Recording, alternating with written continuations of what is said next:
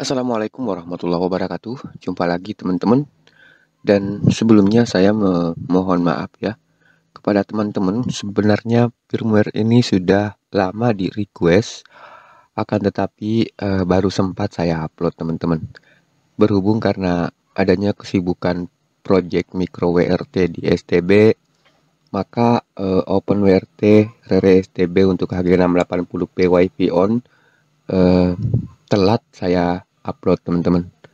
Jadi seperti itu ya. Sekali lagi saya minta maaf kepada teman-teman yang sudah lama merequest HG680P Wi-Fi on yang posisinya di OpenWRT 2305.0 rilis kandidat 4. Nah, di versi ini teman-teman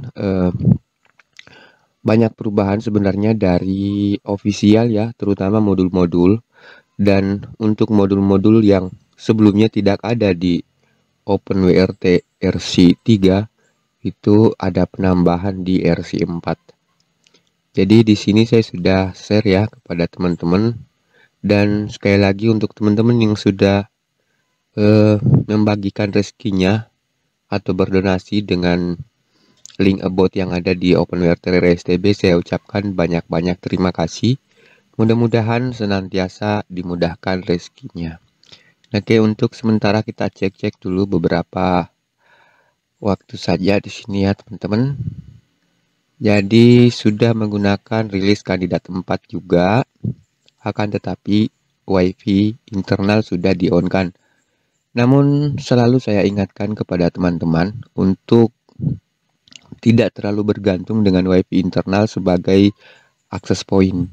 Karena memang di STB WiFi internalnya itu tidak dirancang untuk menjadi akses point, akan tetapi memang hanya dirancang dari pabrikan untuk menjadi klien teman-teman, sehingga fungsinya memang sangat beda dengan akses point.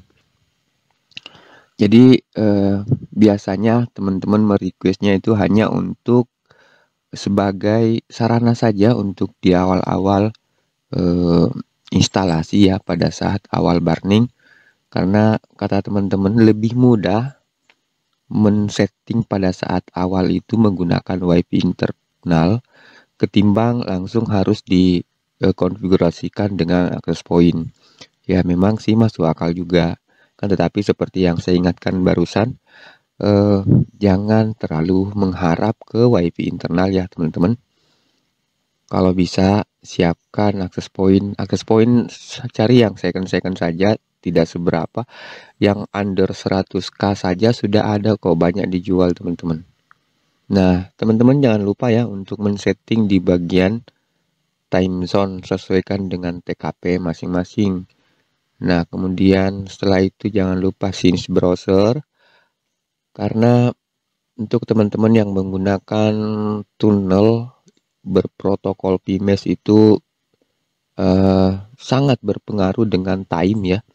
Jika timenya ngaco, tentunya PMES tidak akan terkoneksi teman-teman.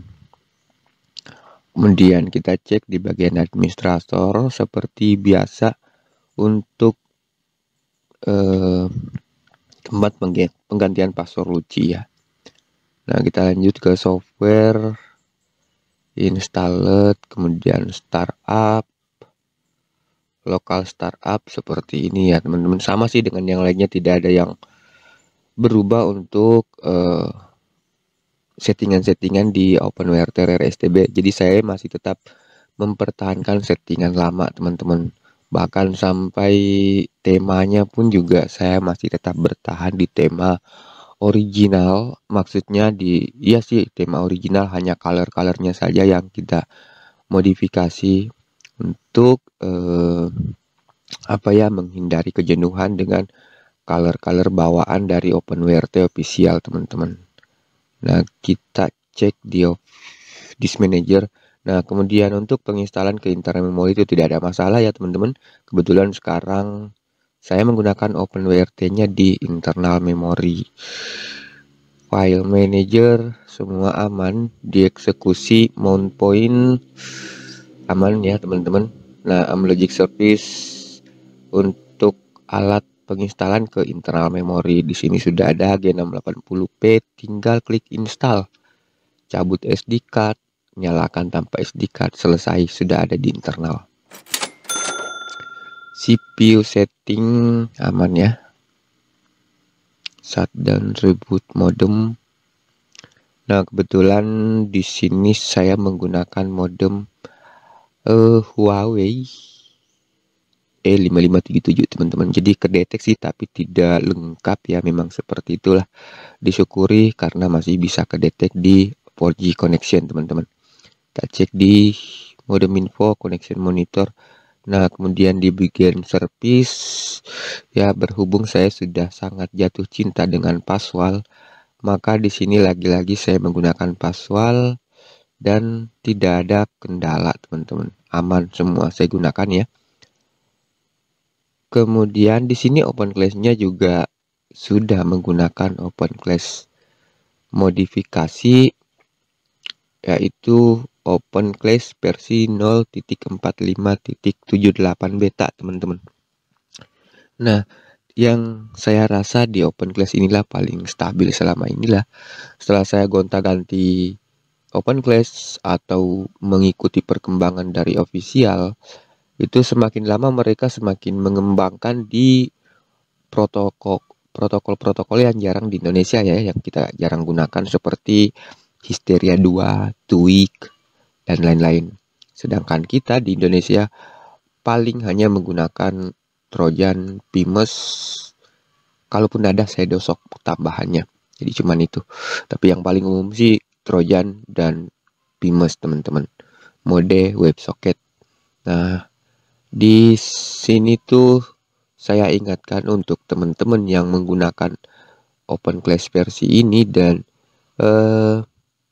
mengembalikan backup, kalau bisa itu backupnya diedit dulu, karena itu backupnya kan menggunakan file kompresi. Jadi bisa menggunakan 7-zip teman-teman, tinggal buka filenya menggunakan 7-zip, kemudian di situ ada folder core, sebaiknya dihapus ya. Sebaiknya dihapus biar pada saat merestore ke OpenWRT ini ya, maksudnya ke OpenClass ini, file core-nya tidak ikut serta ya, karena di sini file core-nya memang sudah diperuntukkan untuk versi 0.45.78 beta ini teman-teman. Jadi seperti itu ya.